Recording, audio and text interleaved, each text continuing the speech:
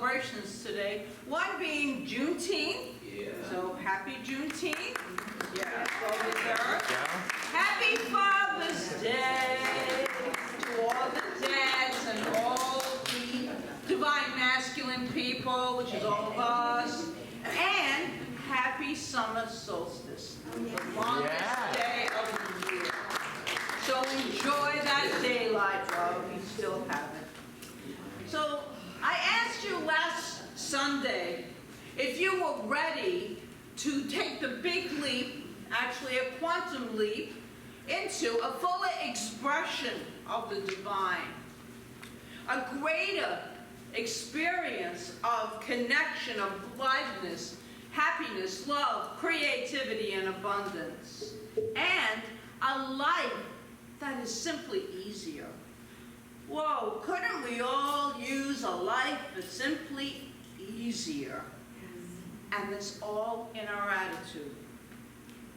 Most of you said yes last week. Admittedly, some of you were not so enthusiastic, but you still said yes. So that leaves an opening. And in doing so, you are ready then to accept that evolution that's always taking place within us. And we've been using the book, The Big Leap, Conquering Your Hidden Fears, and Take Life to the Next Level by Gay Hendricks. And I absolutely love the graphic on the book, which I bought last week, and I lost it, of course. It's a small fish leaping out of a bowl, a fish bowl, into a larger fish bowl. Okay, that's quite a common, but at the time, he was one of the first that used that. So we're going to use that as an example today. Do you know that a koi, which is a Japanese carp, is kept in a small fish bowl? It grows to be 2 to 3 inches long. Put it in a larger tank or a small pond, and it will grow 6 to 10 inches. And if you put it in a bigger pond, it will grow to be 1.5 feet. And then if you put it in a large lake, it will grow to be 3 feet long. Always expanding, always expanding. We are somewhat like the fish in the bowl. The bigger our container, the bigger we will grow. This month is about expanding. It's expanding our consciousness, expanding who we are. We're always doing it, but let's bring in that awareness of what we are doing and why we are doing it and what we need to release in order to do it. And it's not the place you live in, that container. It's the place that you think from. That's the container. Your thoughts can keep you small, or they can make you unlimited. It's up to you. And that expansion is always taking place within us. So I'm going to do a brief recap of last week. Long before you came into this physical form, you made a handshake deal with the universe, if you will. And it's where you came in with many talents and many gifts. And you are to be a blessing to the world. That's why we're here.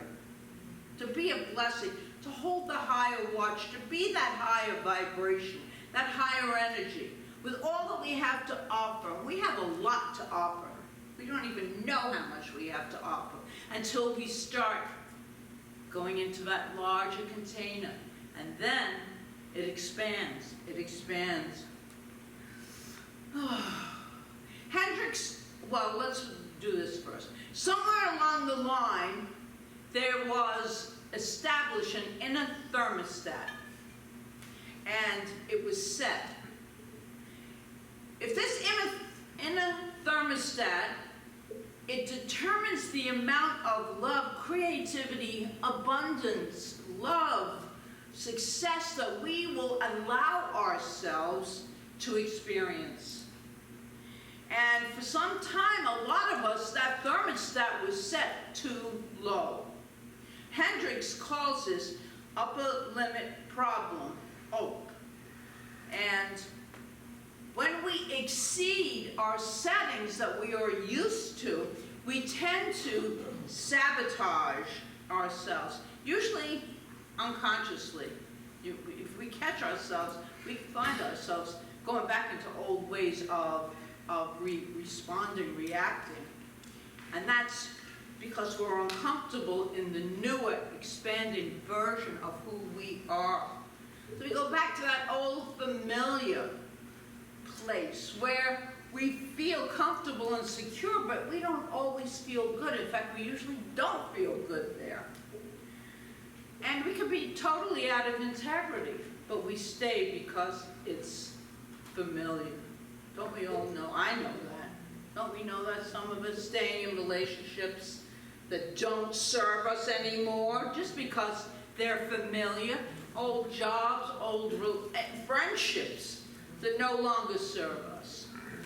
Hendricks calls this the upper limit problem. And the good news is that we are exploring this entire month how to dismantle those barriers that keep us from experiencing our greater good, so that we can go and leap, quantum leap, into that zone of genius which we all have.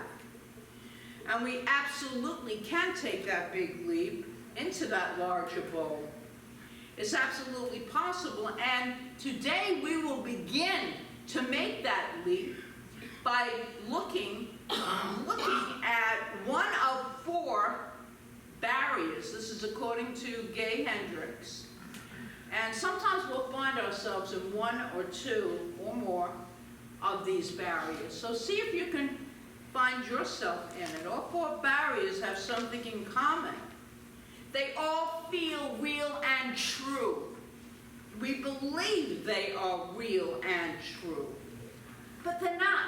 They're lies that we made up about ourselves, or someone told us about ourselves, and we believe them. And so we think it's true. We think it's true. But really what that is a barrier. That belief, that those made-up beliefs are true, that belief is a barrier, and it holds us back. Well, we're here to kind of identify it, because awareness is the key to everything. As I share with you what some of the barriers are, I ask you to lovingly assess where you might be in any one of them, okay? Even if you are already pretty darn successful, there's always room for more. Remember that, there's always more good. That's what we are focused on, the avenue of good. There's always more good, and don't go backward. I say that a lot because I believe that in life, we don't go backward. And that's all in our belief system. So we want that clear, and we want that positive. And you may have a hidden barrier holding you back that you're not even aware of yet. The first step in dismantling them is to shine the light of awareness on them. And this is so important. We cannot transform our beliefs and emotions if we're not aware that they are there. How many people just go through life? We can watch them. See, we have these teachings, and they are like in your face awareness. They're there. Whether you wouldn't be sitting here if you didn't want to hear them. People don't want to hear them. They're not sitting here. That's why they're not here today. They don't want to hear them. They're afraid, but we're not. We're courageous beings of the light. So, barrier number 1, feeling fundamentally flawed. Here is the upper limit mantra. They all have this upper limit mantra that comes from this first barrier. I cannot expand into my full potential because there is something fundamentally wrong with me. But my friends, how can this possibly be true? How can it be true? It absolutely cannot be true, because you are made in the image and likeness of divine perfection. That's the absolute truth that is within each and every one of us. Absolute perfection. And the fear of being fundamentally flawed beings is a relative fear. It is the fear that if you did make a full commitment to something, to living your life in your zone of genius, you might fail. Which I don't believe in failure anyway, but you might fail. It's a belief that your genius is flawed. How can that be? But we believe that. And even if you express in a big way, it wouldn't be good enough. Nothing you do is going to be good enough. I know a lot of people with this belief. This belief tells you to play it safe, play it small. That way if you fail, you only fail small, and maybe nobody will notice. I know that I have played it small for a lot of my life, and it didn't feel good. I knew there was something so much more. I did not know what it was. And things stayed status quo. I was not expressing my gifts and talents. Heck, I didn't even know I had gifts and talents. I remember in the mid-90s thinking, well, I don't really have any gifts and talents. And everyone around me is going, oh, yes, you do this, you do. I said, no, I don't feel that I really have them, because I wasn't aware of them. I wasn't aware of them. But as a young child, and maybe you can relate to this, I was extremely creative. I was always creating something, creating community, actually, is what I was doing. And all those shows and plays and all kinds of activities for everyone in the neighborhood, Manhattan, just creating all this stuff. But severe, harsh criticism shut that down. And when you get shut down, it's turned off. You don't even know it exists anymore. The zone of genius knows it exists and knows exactly what you are capable of. So I am now stepping into the realm of truly believing with all my heart that divine good is mine. And that's what we say to ourselves through everything, even when it doesn't look so good. Divine good is mine, the light always casts out, the dark is the truth. We hear that a lot, and I truly believe that that is truth spoken, ultimate truth. I trust, really, really trust in this universal good to fulfill me, to guide me, and each and every one of us. Each and every one of us, when we listen to our zone of genius, which is always urging us forward, we can feel it. That's where the contrast comes in, because that divinity comes up within us as our human self is contradicting it. So there's a contrast, a dis-ease. We're not comfortable. So if this is one of your barriers, I encourage you to join me and step out and give yourself a chance, whatever it is. Give yourself a chance, whatever it is. Barrier number 2, disloyalty and abandonment. Here's the upper limit mantra for this barrier. I cannot expand to my full success because it would cause me to be disloyal to my roots and leave behind people from my past. I've seen a lot of people whose families are from different religious backgrounds, and then they step into these teachings and something shifts, something changes, and good friends too. And all of a sudden, you're responding differently, you're acting differently, you are creating consciously, and they don't like that. And so, there will be some dissent from certain family members and from friends. I've lost many family members and many friends. And that's okay, because I was moving toward my good. You can move toward their good if they want. That's not my business. We're responsible for how we move. We're responsible for us, period. Because what good are we to other people if we are not good to ourselves? Truly. the guilt that you might feel from this barrier makes you put on the brakes, holding yourself back from your zone of genius, and even keeps you from everything you succeed at, and it keeps you really small. You may even have breakthroughs though, big breakthroughs, but they're followed with bouts of self-sabotage. Anyone ever do that? You're feeling so good, you're feeling great, and there's like a little thing in you. That's your ego. That's not your divine voice. That's your ego. Maybe this isn't. And so you self-sabotage. And you don't allow yourself to enjoy the full good that's there for you. Barrier number 3, the crime of outshining. Of course, this has a mantra also.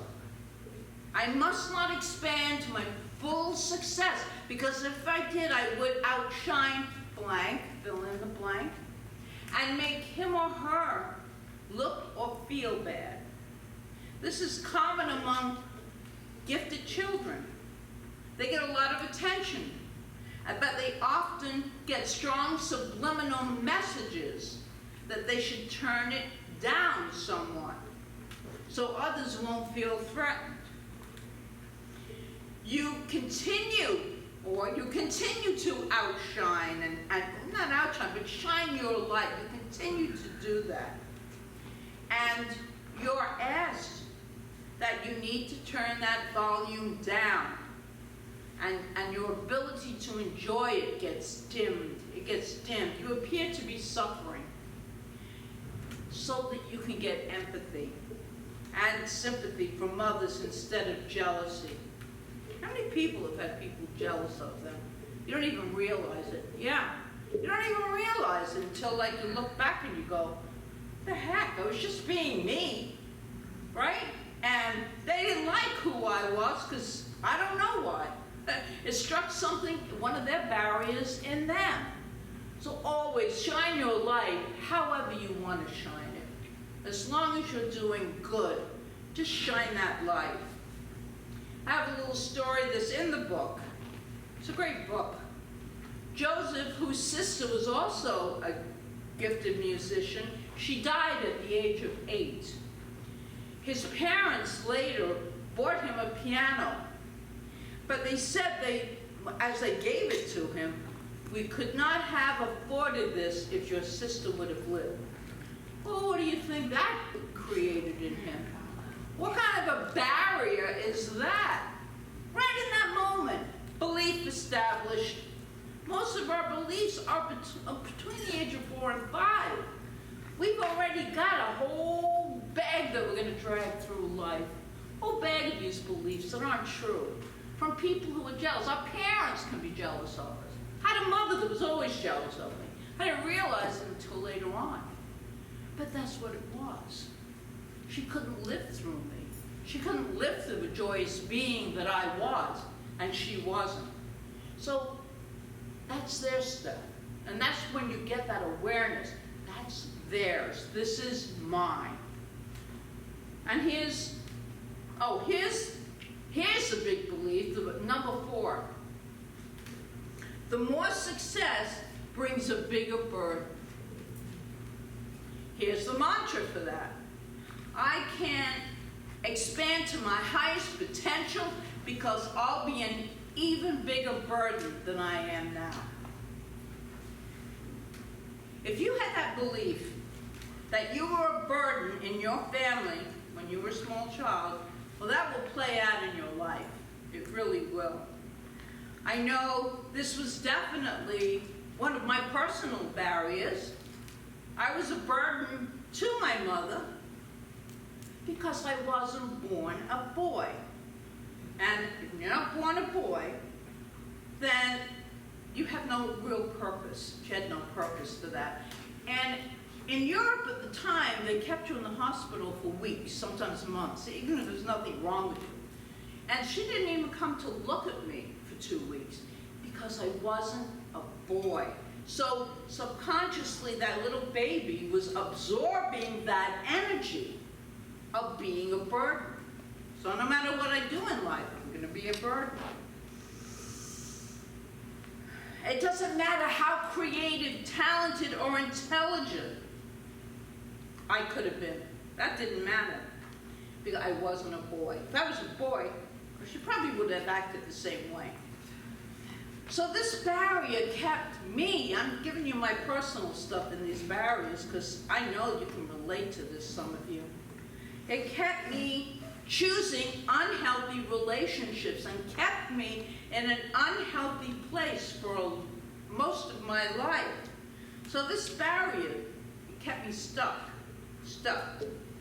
Because I believed that no matter how good or successful I was, it would not work out. It would not work out for me. I'd never be good enough to expand my highest potential. And I'm here to tell you that those barriers can and must be broken because they are all lies. Not true. Not true at all. And so in the last 16 years, more than that, in the last 30 years, I've really stepped out, not 30, maybe 25, stepped out a lot. Once I became aware that these things are operating in me. It's a lifelong journey to undo what those first 4 or 5 years of life created in our belief system. But we can do it, and we are here to do it, to express who we are. First, we have to learn who we are. And as I've said many times, you might not always love yourself, but you can learn to like yourself. And that was a huge step for me. Learn to like who you are. Hendricks writes this on page 55. As we remove the guilt of the crimes we have been convicted of before we walked into kindergarten, we are liberated from the main issues that trigger this upper limit problem. You see that most of the limitations we place on ourselves were formed before we were even 4 or 5. So here they are again. And I cannot, this is them again. I cannot expand into my zone of genius because there is something fundamentally flawed in me, because it would cause me to be disloyal to my roots and leave people from the past behind, because if I did, I would outshine blank and make him or her feel bad, or because I'll be an even bigger burden than I am now. You can never be a burden, just know that. You can never be a burden if you come from love. You can't be a burden. I really encourage everyone to get that book and explore the rich depth that Hendricks goes into about how these hidden barriers they appear in our life. They appear in our life and the shifts and changes that we can make to transform them. Because we are powerful beings. We say that every week, that we are capable of doing whatever our intuition, that inner voice, wants us to do. Because that's always going to be for the good. Always going to be to the good. I just used it this week and got confirmation on that intuitive choice. It really is true. Follow that true intuitive voice. It will not steer you wrong. So we have something really important right now to do. So I want you to hear this. That's all you have to do is hear this. Really hear this. Because these are, you don't have to look now, but these are in your bulletin. I did print these up. So you don't have to write them down. It is your divine right and your divine destiny to dismantle these beliefs. It is your divine right and your divine destiny to live from and in your zone of genius. You deserve to be here. And the world needs you to be here. Remember that. The world needs you to be here. And remember, all 4 barriers, they seem true and they seem real, but they're all based on beliefs that are neither real or true. This is what's in your bulletin. I didn't put that in there. This is what's in your bulletin. I did this late last night. Barrier dismantling mantras. This is what I wanted you to take away with. I thrive in my zone of genius because I am the presence of God here on earth. That's the truth. If you have disloyalty or abandonment barrier, this would be your mantra. I thrive in my zone of genius and love and bless blank. If you have the outshining barrier, I thrive in my zone of genius because as I let my gift shine, I silently give others permission to do so as well. And finally, if you like, I have being a bigger burden mantra for you.